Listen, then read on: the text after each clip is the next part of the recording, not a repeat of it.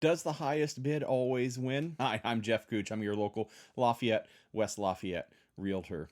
Yeah, the highest bid doesn't necessarily always win when we're talking about purchasing a house. Now, oftentimes it will, but there can be other mitigating factors in an offer that might make an offer stronger than another, other than just price. Now, if somebody is actually paying cash and can deliver the goods and actually has cash in hand, then cash might win.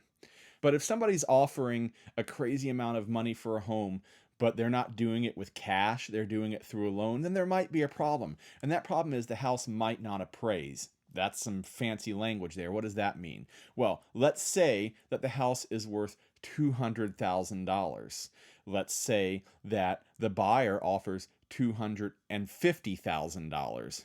But the bank is going to do what's called an appraisal. They're going to pay an expert to give an opinion on how much they think the house is worth. Now, if the appraiser comes back and says, yeah, this house is worth $210,000, but the buyer offered $250,000, we have a gap of $40,000. Now, if you're paying cash, no big deal. You can just make up that difference. The bank's not even involved. But if the bank's involved, they're not going to give you a loan for more than the house is worth because they are holding that house as collateral. If you stop paying on that loan, they're going to go sell the house and get their money back. Now, if they make a loan for more than the house is worth, they're not going to get their money back. And if there's one thing we know the banks are good at, it's getting their money back. So, if somebody is just offering a crazy amount of money but can't actually back it up, then that offer is probably not going to win. Now, how do you know that? When you write your offer, you have to say what kind of financing you're bringing to the table.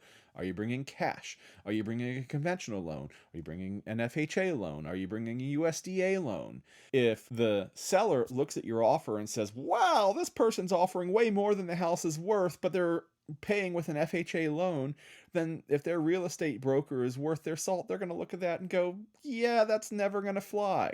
So that's one of those situations where price is not the only thing that matters. You got to be able to back that price up with money. So yeah, the highest money might win, but the highest offer doesn't win. You know, we're talking about shades of gray here, but we're basically talking about bluster versus evidence. But there are other factors that might play into it.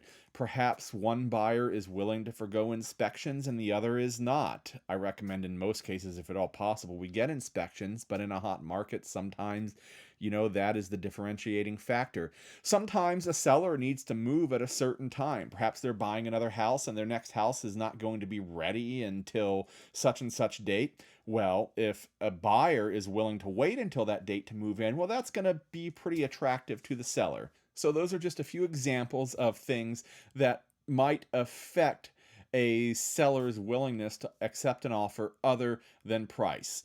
Of course, price is a big factor, maybe the big factor, but it's not the only one. If you're interested in buying a home here in the Lafayette, West Lafayette area, please reach out to me. All my contact information is below. You can call me, text me, email me, message me, whatever works best for you. I would love to work with you to help find the perfect home for you and your family.